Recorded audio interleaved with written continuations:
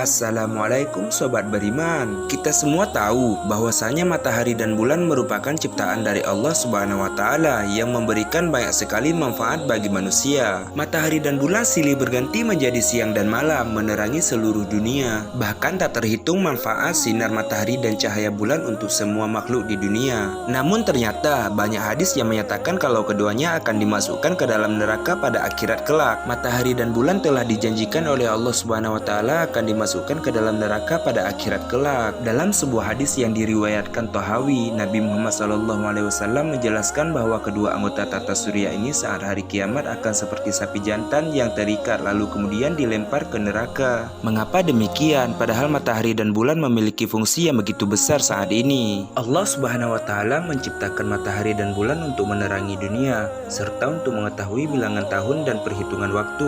Lantas kenapa keduanya justru dimasukkan ke dalam neraka? Apakah keduanya juga akan mendapatkan siksa layaknya penghuni neraka? Imam Abu Bakar Al-Ismaili berpendapat jika keduanya dimasukkan ke dalam neraka sebagai bahan bakar api neraka. Namun hal ini dibantahkan oleh Imam Suyuti yang mengatakan bahwa matahari dan bulan tidak semestinya di dalam neraka menjalani siksa, karena sesungguhnya di dalam neraka juga ada malaikat, batu dan lain-lainnya yang berfungsi untuk menyiksa penghuni neraka dan sebagai alat-alat penyiksaan. Dan atas kehendak Allah, meskipun ada di dalam neraka, mereka tidak merasa tersiksa. Ini berarti matahari dan bulan menjadi alat untuk menyiksa manusia yang tidak baik saat menjalani kehidupan di dunia. Seperti halnya dengan malaikat-malaikat ganas di neraka, hewan-hewan ganas dan juga benda-benda yang mengerikan seperti cambuk, rantai, api yang super panas, batu dan lain-lain yang tugasnya untuk menyiksa manusia. Matahari dan bulan akan dimasukkan ke dalam neraka saat semua penghuni neraka sudah masuk. Hal ini terjadi akan semakin menyiksa golongan jin dan manusia yang ingkar kepada Allah.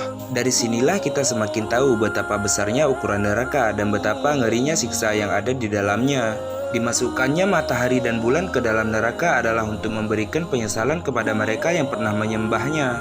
Keduanya dikumpulkan dalam neraka bukan karena azab bagi mereka berdua, pasalnya keduanya tidak bernyawa. Keduanya diperlakukan demikian untuk membuat orang kafir semakin bungkam dan menyesal. Hal ini juga sesuai dengan ayat Al-Quran surah Al-Qiyamah 7-9, di mana ayat tersebut menyebutkan tentang keadaan pada hari kiamat yang artinya apabila mata telah terbelalak dan bulan telah padam lalu matahari dan bulan dikumpulkan. Al-Quran surah Al-Qiyamah 7-9. Sebelum akhirnya dimasukkan ke dalam neraka, Allah akan memunculkan matahari saat di padang mahsyar dan akan didekatkan ke tempat padang mahsyar dengan sedekat-dekatnya. Dengan pancaran sinar yang begitu panas, hal ini fungsinya untuk membuktikan seberapa banyak amal-amal manusia, sehingga semua manusia saat itu pada tenggelam karena keringatnya sendiri, tentunya sesuai tingkatan amal yang mereka kerjakan saat di dunia. Berapa lamanya saat di padang mahsyar ini hanyalah Allah yang mengetahui. Rasulullah SAW bersabda yang artinya pada hari kiamat matahari didekatkan jaraknya terhadap makhluk hingga tinggal sejauh 1 mil.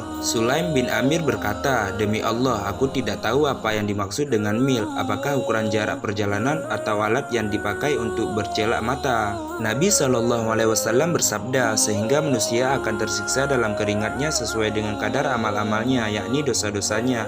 Hadis riwayat Muslim. Wallahu a'lam bishawab. Hanya Allah Subhanahu wa taala Maha mengetahui pengetahuan di seluruh semesta alam. Dunia hanya ujian bagi manusia dan segala diperbuat di dunia akan dipertanggungjawabkan di akhirat kelak. Semoga amal ibadah kita membuat kita tidak melihat matahari dan bulan di neraka kelak. Jangan lupa like, komen, dan subscribe channel ini jika bermanfaat, karena sebaik-baik kalian adalah orang yang belajar Al-Quran dan mengajarkannya kepada orang lain. Assalamualaikum warahmatullahi wabarakatuh.